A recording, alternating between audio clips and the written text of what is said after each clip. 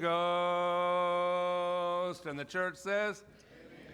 Oh, what a blessing to be here with you this morning. Our girls that were baptized and those recently that have been baptized, and I think it's wonderful that we get to that point. And sometimes we focus so hard on getting people saved and the idea of baptism, we spend so much time on that sometimes we kind of neglect what it's like after that. What it's like to live as a Christian, and what it's like to be who God wants us to be, and the reality of Christianity. I think that as I've got older, and I've kind of spent some effort on this, the idea of real Christianity. When I was a very young boy, really young, and a little bit naive, and I grew up in church, and my parents took me to church, and those of you that know me know I kind of had a weird road to my faith, where I'm at now. But when I was a kid, I was always kind of told that, you know, when you become a Christian and Jesus is in your life and God's in your life, that everything's going to get better and everything's going to get easier, and God's going to take care of things, and He's kind of going to tell you what to say and how to act, and everything's going to be good, and it's just going to be a lot better. But the reality is when I really started expressing my Christianity as a child, my life really became a little bit harder than it was before I was a Christian. I wasn't really given the reality sometimes of what it means to follow Jesus, to be one of His. I remember having a conversation with my dad really early on when I was young, and I told my dad, I said, my dad was an agnostic. My dad's since become a Christian, and that's a wonderful story. But at that time, my dad was a firm agnostic, and I told my dad, I said, boy, if you'll just accept Christianity, if you'll just embrace Jesus, that your life's going to be better. You're not going to have these worries anymore. And my dad looked at me and he said, that's just not true. My dad didn't know a lot of Bible verses, but there's one he knew, and he beat me with it all the time. And that's that it rains on the just and the unjust, and the sun shines on the just and the unjust. And he knew that one. Might be the only Bible verse he knew, but he knew that. And he used it all the time on me to say, you know, Christianity is not going to solve all my problems on this earth. That there's still going to be problems here. There's still going to be things that I have to deal with. And I think sometimes we lose people who become Christians because we're not really honest about what Christianity really means and what Jesus is really calling us to do, and the reward is wonderful, and we understand that.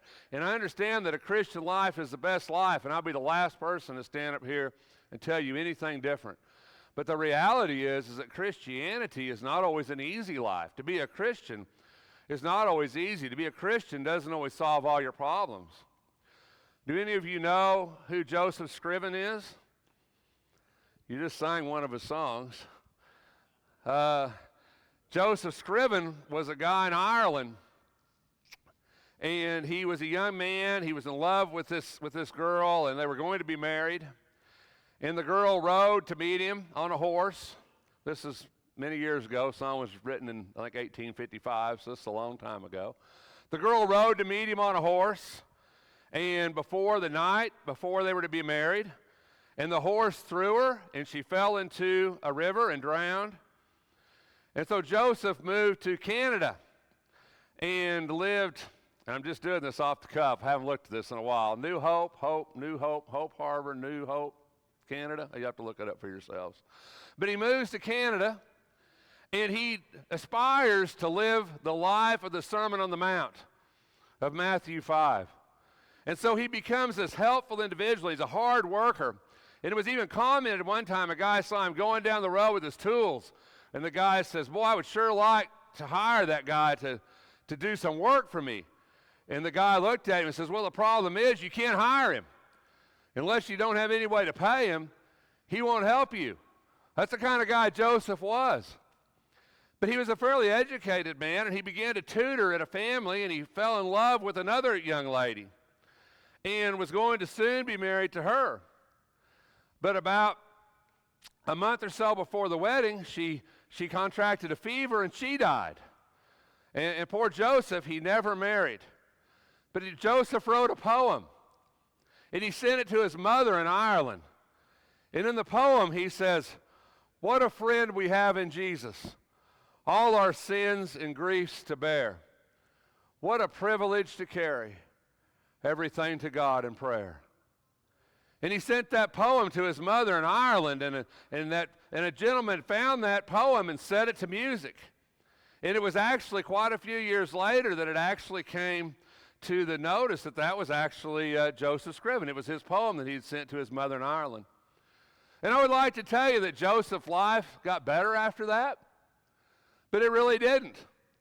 And eventually he actually drowned and perished in Canada. But the truth is that Joseph understood that Christianity, that faith isn't always easy, that bad things happen to people who are good people, that just because we're Christians doesn't mean there's not trials and pain in our lives. But Joseph understood that a Christian life was still the best life, that the hope of eternity, the hope of God was worth whatever cost that might bring.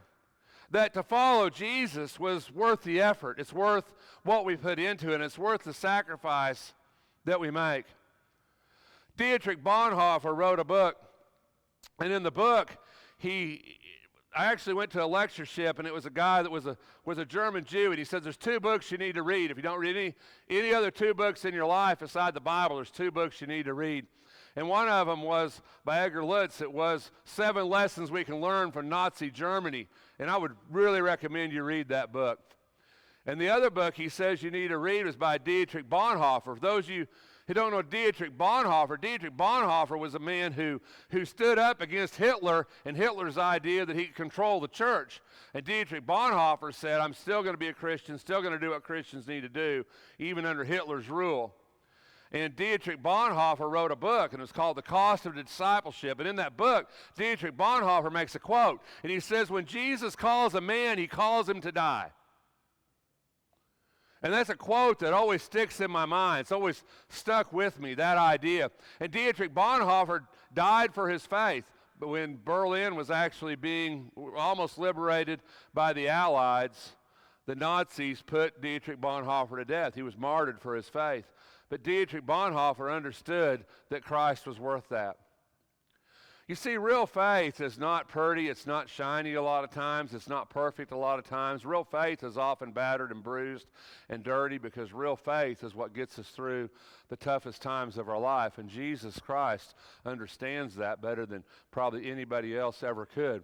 And Jesus, in that idea, he says that we need to follow him. And I want to spend the next 3 Sundays talking about what it means to be a follower, to be a disciple of Christ. It's interesting, we don't use that word as much as we should. I was at a lectureship one time many years ago, and there was a church there that claimed that of the people who were baptized, they had like an 85% retention of people who were baptized, and that's really impressive because a lot of times we baptize people and then they never show up again, or we lose them in a short period of time.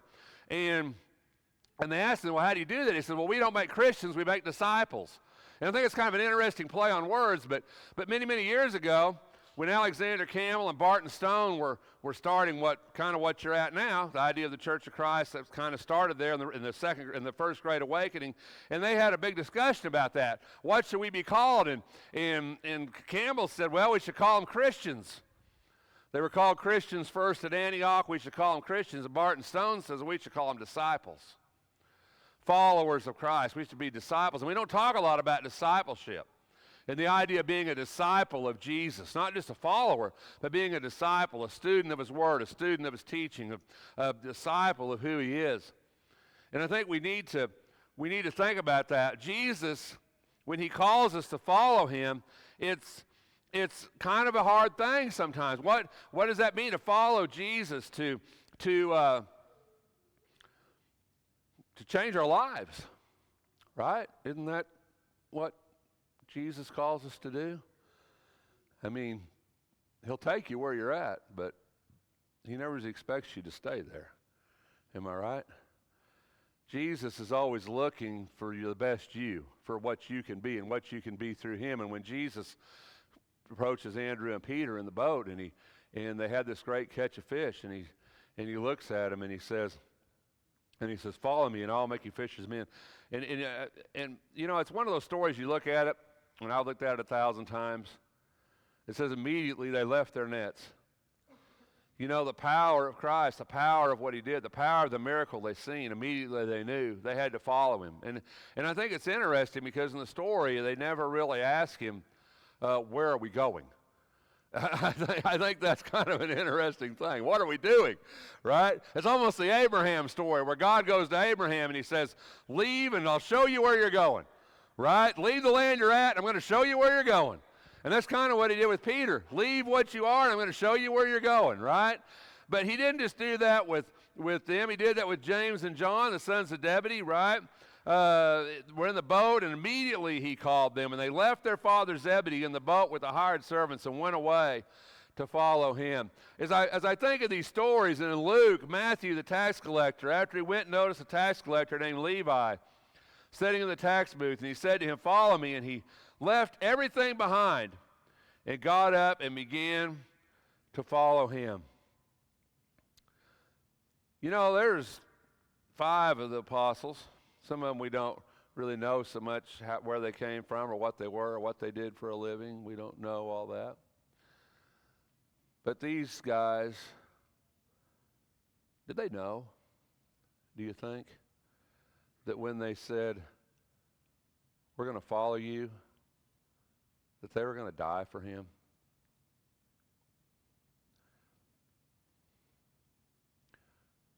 Bonhoeffer says when Jesus calls a man, he calls him to come and die. Was it worth it? Yeah. There's not one of them that would say it wasn't worth it. Was it easy? Did Jesus call him and say, man, come follow me, and it's going to be so good? Right? You think I can fill this boat once? I can fill this boat 1,000 times with fish. It's going to be so good. Your life's going to be easy, right? You're going to be on a gravy train with biscuit wheels. This is going to work, right? Could Jesus have been that kind of guy? Yeah. You know, when Paul was called in Acts 9 and Ananias is sent, Paul's blinded on the road to Damascus, and Paul goes to Damascus, and God calls Ananias and says, Ananias, I need you to go talk to Paul. And Ananias is like, God, Jesus, I really don't want to do that, right? But he says, well, you need to go. And the interesting part about, I love what Jesus told Ananias to tell Paul. He says, go and show him what he must suffer for my name. And that's always stuck with me. He didn't go to Paul and recruit him because he says, oh, look how wonderful this is going to be, Paul, and you're going to be, all this is going to go good. Go and show him how he must suffer for me. People say, is faith worth it? Is God worth it? Absolutely. Paul knew it was worth it. Paul died for it. Paul suffered for it, but Paul wouldn't have had it any other way. All the apostles knew it was worth it. But the deal is it's understanding that you and I got to have that faith isn't always pretty. It's always the easy way. It's not always the easy road, and sometimes life doesn't look good on Christians, on disciples of Jesus. And although we live in a country where we're pretty well all right, there's a lot of people in the world that live in countries that are persecuted for the name of Jesus Christ, that are living a Christian life, that are being persecuted because of what they believe. And if you ask those people, you say, is it worth it? They're going to say, absolutely. Absolutely it's worth it. But let's be real about it. When I was a child, I don't think anybody was ever really real with me about God. They're like, oh, well, when you're saved, things are going to be different. Things are going to be better. When I come up out of that water, I'm going to tell you, I still was in the same group of people. I still had the same friends. I still had the same problems going on in my life. My life didn't miraculously change when I came out of that water, except for the fact that I was saved. The rest of my life still existed. I had to do something with it. I had to do something with the friends that I had. I had to do something with the things that I didn't need to do anymore. I had to change. It wasn't easy to change. Was it worth it? Absolutely. But let's be real. I still had the same problems. Didn't miraculously go away. And I had to learn there was a godly way to deal with things in my life. And there was a godly way to do that. And somewhere along the line, people never taught me that. People never said, Rex, you need to put God's word in your life. You need to put God in your life. You need to handle things in a godly way. You need to lean on godly people. You need to learn to rely on godly friends. You need to put godly people in your life. People didn't tell me that. They just said, oh, it's all going to be okay. You're a Christian now. God's got it. Well, God's got it because God tells us how to do it. But at some point, somebody's got to tell us how God tells us to do it, right? Got to tell us what it means, what it's about to do that, because decisions have to be made, don't they? Jesus saw a crowd around him. He gave orders. The scribe came and said, and I think this is an interesting story, because when we look at this story, oftentimes we think, well, these people didn't follow Jesus, but the Bible never says that. It just says that Jesus confronted them with issues that was going to cause them to have a problem with them following him, right? It says, I will follow you wherever you go. And Jesus said, listen, it's not easy to follow me. The foxes have holes and the birds of the air have nests, but the Son of Man has nowhere to lay. So the scribes were wealthy generally. The scribes had a lot of money, had a lot of influence. And Jesus says, will you really follow me when you don't have a place to lay your head, and you don't, are you really going to do that? I mean, maybe he did. The Bible doesn't say he didn't. Maybe he did. But Jesus said, let's be real for a minute. Following me is not always easy, but it's worth it. It's like that old, if you ever seen Chronicles of Narnia, and the lion says, and they ask the question, they say, is he safe? They said, of course he's not safe, but he's good. You know, the truth is that following Jesus is not always the safe thing to do. It's not always the easy thing to do, but it's the good thing to do. It's the right thing to do. It's the eternal thing to do. But let's be real about it. And then the other guy comes and says, go bury my father. But Jesus said, follow me and allow the dead to bury their own dead. And when he got into the boat, his disciples, listen to what it said, his disciples. It doesn't say those men didn't become his disciples. Maybe they did. We don't know that. But it said when he got into the boat, his disciples followed him because they knew it was worth it. Some people get sucked back into the world. They get sucked back into their lives. We lose them back to the things that they were, because sometimes Christianity, sometimes faith is hard. Just being honest about this. It's hard for a young person to be a Christian, to go to school with people who aren't, to be influenced by people who aren't, to be surrounded by people. It's hard for an adult to be a Christian and go into the workplace and hear the things that we hear and be around the things that we're around. All of us have struggles with our faith, with our Christianity, because we do live in a world that often makes our lives difficult for our faith. And probably, if we've never been uncomfortable because of our faith, we probably aren't being as faithful as maybe we should really be. Because I know almost weekly I get in a place that makes me uncomfortable. But the truth is that you and I need to understand faith is worth it. Jesus was straight up with people. Jesus said to his disciples, if anyone wishes to come after me, he must deny himself, take up his cross, and follow me.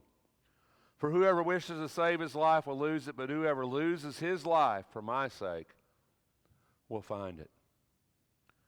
For what will it profit a man if he gains the whole world and forfeits his soul? Or what will a man give in exchange for his soul? You know, the idea of carrying a cross, and I've thought about that, and I've heard a lot of different sermons on this passage, but I've always had my own take on it. And that's that it's something I have to do. And that if I'm carrying the cross of Jesus, I know it's there. I don't think you can carry a cross and not know it's there. There's a price for faith. Nothing's free. There's a cost for following Jesus. There's a cost for being his disciple. But it's worth it. But let's be real about it. I think that it's important that we understand and we count the cost. Don't you? Because there is a cost. Some of your friends might not like you the way they did. Some of your friends might not want to be around you at all anymore. Some of the things that you did, maybe you don't think that's something you should do any longer, that you were involved in. Maybe you don't think you should be involved in that anymore. I can't tell you the number of people I've talked to about becoming Christians, and they would tell me one thing. They say, well, one of these days when I get done doing all the things I want to do, then I'm going to be a Christian. But I don't want Christ to get in the way of me doing all these things that I probably really shouldn't be doing anyway. So I'll just wait till I'm done with that. And when I come to a point in my life that I'm too old to do that, then I want to be a Christian. How wrong is that? Right? How wrong is that? Jesus was up front about Christianity. He says there's a cost to build anything in life. And you will pay a price, trust me, for whichever path you travel. If you travel a path without God, I promise you're going to pay a tremendous price for that. If you travel a path with God, I promise you're going to pay a price for that too. Jesus was up front, wasn't he? Jesus said, for which one of you, when he wants to build a tower, does not sit down and calculate the cost to see if he has enough to complete it? I never forget there was a guy one time that was talking about getting baptized, and he waited, and it was 2 or 3 years he waited, and one day he came to me, he says, Rex, I want to be baptized, and I said, why all of a sudden? What changed your mind? Why all of a sudden now do you want to be baptized? And he looked at me and he says, I've just calculated my life, and he says, I've made the decision that I can stick with this till the end. I know I'm committed. I know I can do it. He counted the cost. He didn't want to just do it and then say, oh, well, I hope I can make it. He really wanted to be certain. He wanted to be certain in his own mind that he'd counted the cost of what it was going to be a Christian. Jesus says, he says, otherwise, when he's laid a foundation and is not able to finish, all who will observe it and begin to ridicule him. How many people have we all known that have made the decision to be a Christian and may have been baptized into Christ? And where are those people now? I promise you, if everybody that we had baptized in this church was in this church this morning, we would have to build a bigger church. The truth is that we don't keep people, do we? We lose a lot of people back to the world, back to what was there, because we don't prepare them for life. We don't prepare them for faith. We don't prepare them for God, and we need to do that. Jesus says, if you're going to go fight a war, will you not consider whether he's strong enough with 10,000 men to encounter the one, or 20,000, else the other's far away? He sends a delegation. As for terms of peace, what is it worth to us? Our faith, our God, eternity, our soul should be worth everything to us. But there's a cost. And have we counted it? Do we know what that is? After these things, Joseph of Arimathea, I brought this story up on purpose. Of course, I always bring everything up here on purpose, right? But this is really on purpose because I'm sitting here thinking to myself, I'm thinking these are two guys here that we don't think about being disciples, right? I mean, number one, you got two rich Jews, okay? You got two rich Jews. One really rich Jew, Joseph of Arimathea, very wealthy individual. And you got another guy who in John 3 came to Jesus at night, Nicodemus, and Jesus said, unless you're born again, you can't enter the kingdom of God. And these men both had a lot to lose. There was going to be a big cost for following Jesus for these guys. They were going to be put out of the temple. They were going to be put out of worship. Their lives were going to be, they were going to pay a price for this decision. And historically, we know traditionally that Joseph of Arimathea and Nicodemus both became very powerful influence early on in the church. Joseph of Arimathea, there's a lot of tradition about him. You should Google it. It's really interesting, the tradition about Joseph of Arimathea. But these two guys who were Jews, wealthy Jews, They come to Jesus, and I love how John puts it, because he says, Joseph of Arimathea, listen to what he says, being a disciple of Jesus. It says, but a secret one for fear of the Jews. But it won't be a secret any longer, you see, because he's going to pay the price right here. When he gets that body and puts it in that tomb, they're going to know that he's a disciple of Jesus. His secret's out, and he's going to pay a price. And Pilate granted him, so he came and took the body. Nicodemus, who had first come to him by night, also came, bringing a mixture of myrrh and aloes, about 100 pounds weight, and they took the body and they bound it in linen, rands, and spices. I love these guys. They came when it mattered. They decided the price was worth it to be a disciple of Jesus Christ. What a story.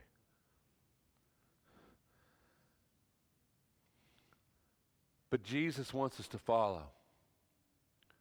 Jesus will never drive us. He'll never drive you to him. He'll never drive you away from him. Jesus isn't a driver. He's not that kind of person. He doesn't push us. The Bible's really plain about that. Jesus wants us to follow him. In John chapter 10, the Good Shepherd passage of the Bible, John says that those who are his will follow his voice. Jesus wants us to willingly follow him, willingly be who he wants us to be.